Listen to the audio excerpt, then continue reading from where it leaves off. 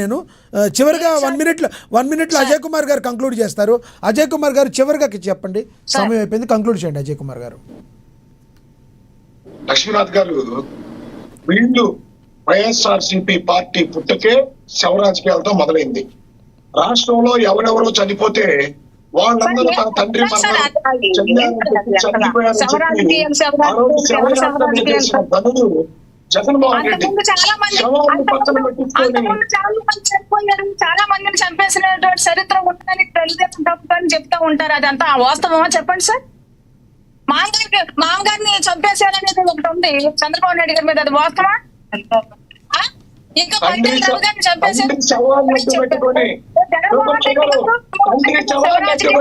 సంతకాలు చేసిన పనికిమానుడు నీతిని రాసిన ఉన్నారంటే జగన్మోహన్ రెడ్డి.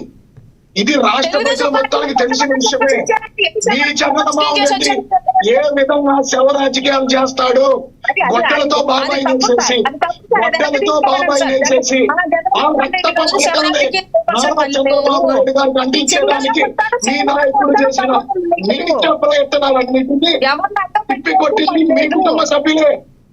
వివేకానంద రెడ్డి గారి హత్యలో కీలక పాత్రధారి సూత్రధారి మీ జగన్మోహన్ రెడ్డి. బాబాయిని మీరు వేసేసుకొని గొడ్డలతో ఆ రక్త పరకలందరికీ అంటించి కపట నాటకాలాడి అధికారంలోకి వచ్చిన తర్వాత కనీసం ఆ బాబాయ్ హత్యకు సంబంధించి దాన్ని బయటకు తెలియని అసమర్థుడు మీ జగన్మోహన్ రెడ్డి.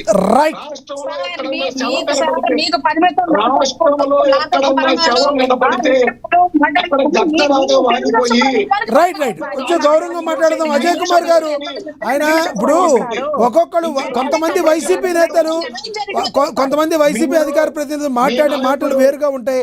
కానీ ఇవాళ శివకుమార్ గారు, లక్ష్మీ శివకుమార్ గారు గౌరవంగా మాట్లాడుతున్నారు. మనందరం కూడా గౌరవంగా మాట్లాడుకుందాం, గౌరవంగా మాట్లాడుకుంటే బాగుంటుంది. అజయ్ గారు లక్ష్మీనాథ్ గారు జగన్మోహన్ రెడ్డి గారు బెంగళూరు ప్యాలెస్ నుంచి తాడేపల్లి రావాలంటే ఖచ్చితంగా ఈ రాష్ట్రంలో ఏదో ఒక శవం లెగవాలి. వెంటనే అక్కడ వాలిపోవటం, శవ రాజకీయం చేయటం, ఆ చనిపోయిన వ్యక్తికి కులంలో మతంలో ప్రాంతంలో అంతగట్టి ఈ రాష్ట్రంలో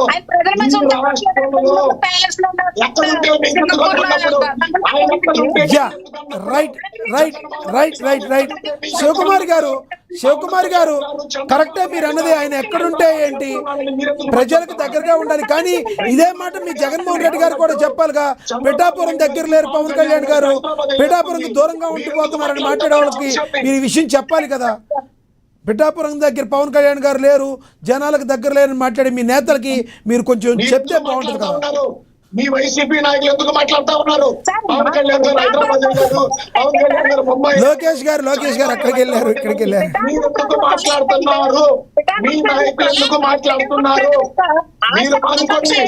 మీరు మానుకోండి. జగన్మోహన్ రెడ్డి గారు మాత్రం అక్కడ కడపలో ఆయన ఉంటారా చెప్పండి, పులివెందుల్లో.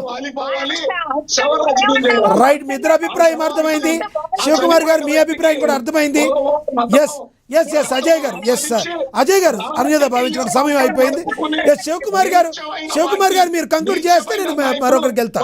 శివకుమార్ గారు మీరు చివరిగా అజయ్ గారు ఓకే శివకుమార్ గారు మీరు చివరిగా చెప్పండి. రైట్, చెప్పండి సార్. మీరు చివరిగా కంక్లూడ్ చేయండి, టాపిక్ మీద కంక్లూడ్ చేయండి. ఏదైతే ఈ నలుగురు ఎవరైతే కొంతమంది వైసీపీ కోవర్ట్లుగా ఉన్నారని భావిస్తున్నారో వాళ్ళ వల్ల మీ పార్టీకి ప్లస్సా మైనసా చివరికి చెప్పండి. కోవర్ట్లు కాదు సార్ వాళ్ళు. మీరు ఒక పేరు నామకరణం చేసేసారు కానీ మేం చేయలేదండి, బయట టాక్ నడుస్తుంది. సరే, కోవర్ట్లు కాదు, వారి వలన మీ పార్టీకి ప్లస్సా మైనసా గుండె మీద చేసుకు చెప్పాలి. ఏంటంటే చరిత్ర కలిగిన నాయకులు, సీనియర్ నాయకులు పాలిటిక్స్ లో వారి పని వారు చేసుకెళ్తున్నారు. ఎందుకు మైనస్ అవుతుంది? రైట్, మీ అభిప్రాయం అర్థమైంది. కాంత్ గారు ఎస్ సార్ సమయం అయిపోయింది. కాంత్ గారు కంక్లూడ్ చేయండి. అజయ్ గారు అర్థమైంది. శివకుమార్ గారు, అజయ్ గారు అర్థమైంది. కాంత్ గారు కంక్లూడ్ చేయండి. సమయం అయిపోయింది, ప్లీజ్ కాంత్ గారు కంక్లూడ్ చేయండి. ఉన్నారు, ఆయన కూడా కంక్లూడ్ చేస్తారు, ఆయన వస్తారు, జాయిన్ అవుతారు. ఆయన చివరికి చెప్తారు, మీరు కంక్లూడ్ చేయండి. ఇప్పుడు ఇది ఒక మాట చెప్తున్నాను సార్, రైట్. చేసే ప్రక్రియలు గాని చేసే విధానాలు గాని కొన్ని ఉంటాయి. ఇప్పుడు రాష్ట్ర ప్రజలు ఇప్పుడు ఎక్కడో పార్టీల పట్ల మేము మాట్లాడుతున్న విభేదించే మాటలు కాదు ఇవన్నీ, ప్రజలు అనుకునే మాటలు. ఎందుకంటే ఒక మాట చెప్తున్నా సార్, జగన్మోహన్ రెడ్డి గారు బాబాయ్ వివేకానంద రెడ్డి గారు హత్య జరిగినప్పుడు 2 కళ్ళ ధోరణితో 2 నాలుగుల మాటలు ఏ విధంగా అయితే మాట్లాడారు, అంటే ఫస్ట్ గుండెపోటు అని తర్వాత గొడ్డలపోటు అని ఏ విధంగా అయితే మాట్లాడారు, ఆ తర్వాత వీళ్ళు ప్రభుత్వం వచ్చిన తర్వాత ఆ కేసుకు సంబంధించి న్యాయం చేయకపోగా వాళ్ళ చెల్లిని కూడా లేనిపోని మాట్లాడిన పరిస్థితి. ఇప్పుడు ఆ పక్షాన ఇప్పుడు వరకు కూడా జగన్మోహన్ రెడ్డి గారు నోరెత్తట్లేదు. నిన్న పరిస్థితులను చూస్తా ఉండంటే ముద్రగడ్డ గారు వాళ్ళ కూతురు విషయంలో వైఎస్ఆర్సీపీ నాయకులు కానీ లేదంటే ఇప్పుడు ముద్రగడ్డ గారి వర్గీయులు కానీ వాళ్ళు చేసిన పరిస్థితులు నిన్న టీవీ ఛానల్స్ లో ఎంత తీవ్రంగా ఉన్నాయంటే ఒక రౌడీలా ప్రవర్తించారు. అంబటి రాంబాబు గారు పోలీసులు దోచారు. ఇప్పుడు రాజకీయ విభేదాలు ఏ విధంగా ఉన్నా గానీ కడుపు పుట్టిన కూతురు ఒకసారి చివరి కోరికగా తండ్రిని చూసుకోవాలనుకుంటది. రైట్. రాజకీయాలు పక్కన పెట్టి సార్ ఒక మాట, రాజకీయాలు పక్కన పెట్టి కూతురికి చివరి చూపు అవకాశం కల్పించలేదు, రౌడీలా ప్రవర్తించారని జనాలు నానుడి.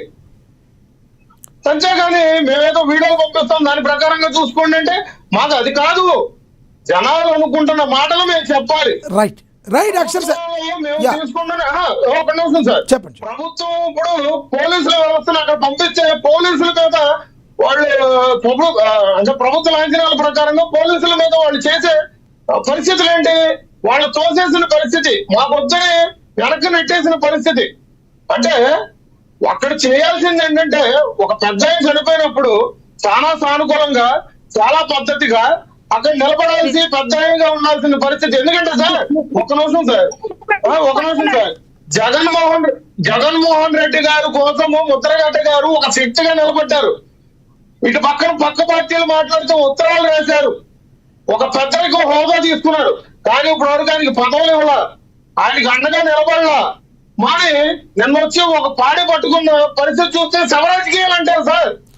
Right Lakshmikanth garu. Yes yes yes yes yes సమయం అయిపోయింది, మీ అభిప్రాయం అర్థమైంది. ఎస్ ఇవాళ శవాల మీద మళ్ళీ రాజకీయాలు చేస్తా ఉంటుంటే జనాలు మళ్ళీ చరమగీతం పడతారు ఉన్న 11 కాస్త.